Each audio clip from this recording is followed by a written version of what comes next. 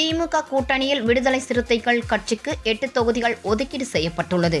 சென்னை அண்ணா அறிவாலயத்தில் திமுக தலைவரும் முதல்வருமான மு.க.ஸ்டாலின், விடுதலை சிறுத்தைகள் கட்சித் தலைவர் தொல் திருமாவளவன் ஆகியோர் இன்று தொகுதி பங்கீட்டு ஒப்பந்தத்தில் கையெழுத்திட்டனர். அதன்படி திமுக கூட்டணியில் உள்ள விசிகாவுக்கு 8 தொகுதிகள் ஒதுக்கீடு செய்யப்பட்டுள்ளது. அதில் 2 பொது தொகுதிகள், 6 தனி தொகுதிகள் ஒதுக்கப்பட்டுள்ளது.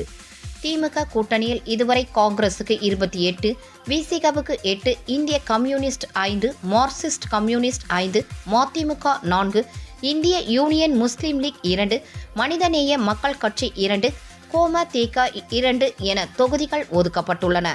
நாளை தேமுதிகவுடன் தொகுதி பங்கீடு பேச்சுவார்த்தை நடைபெறுகிறது. மார்ச் 30ஆம் தேதி வேட்புமனு தாக்கல் தொடங்குகிறது என்பது குறிப்பிடத்தக்கது.